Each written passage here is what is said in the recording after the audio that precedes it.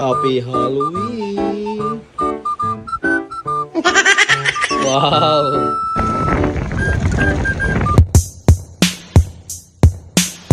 So last day nga pala ng school day nila Gaten pati ni Gabe. Bali, minimake-upan ko nga pala si Kuya dahil Halloween party na pala nila ngayon bago magbakasyon.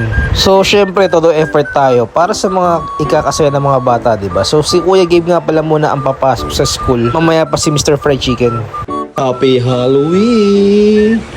Diba, excited nga tong anak ko dahil syempre Halloween party, pati maraming games sa school mamaya. Atid ko kay Kuya Gabe, umuwi pala muna ako para asikasuhin ko pa yung mga ibang anak ko. Ayun nga pala, gising na pala si Gabi, tapos gising na rin pala si Mr. Fried Chicken. Napaliguan ko na nga pala si Gaten and then binibihis ako na siya ng costume niya dahil kailangan dun sa United Nations, so kailangan nila mag picture. Tapos pinapakain ko na rin pala siya, pati si Gabi girl, diba? So ayan, tapos ko na nga pala sila asikasuhin. Si Gaten syempre ready na nga pala siya pumasok sa school. Normal routine pa rin ang ginagawa namin ni Gaten dito. Nagvi-video kami bago pumasok ng school, nag-aayos ng buhok, tapos ayan, 'di ba? Para presentable pa rin pag pumasok siya, 'di ba? Kahapon nga pala yung last day ng botohan do sa picture na sinesend namin sa inyo mga messenger, pati sa profile na sinishare namin. Hindi man kami napili o nanalo si Gaten dun sa botohan, pero at least nagawa naman namin yung part namin mag-asawa. Ang importante sa amin mga tol, yung nag-i-enjoy yung mga anak namin sa mga ginagawa nila, 'di ba? Pati nag-i-enjoy lang naman kami mga tol. Tingnan mo, ang gaganda at gagawa pa ng mga classmate ni Gaten. Tapos sinundo ko na nga pala si Kuya, pauwi na pala kami ng bahay. So ito nga pala yung picture ni Kuya at syempre kasama niya yung ultimate. Ay, crush niya nga pala yun. Sundo ko nga pala kay Gaten, tinawag ako ng teacher niya. Bali, meron nga pala siya ng certificate of participation. Tapos nagulat ako, binigyan kami ng sash Mr. United Nations, diba? Hindi ko ina-expect mga tol na siya pala mapipili. Kasi ang pagkakaalam namin dun lang sa botohan, dun sa Facebook ang magbe-base ng mananalo. Pasalamat din pala ako sa mga taong tumulong sa atin para bumoto sa picture ni Gaten. Hindi naman tayo nanalo doon sa Facebook, pero at least nakuha natin yung United Nations Award, diba? Ay po, salamat sa mga teachers ni Gaten. Habaan niya pa po ang inyong pasensya sa aking anak. Tapos magpapaalam na po kami. Tapos ayun, nyarap!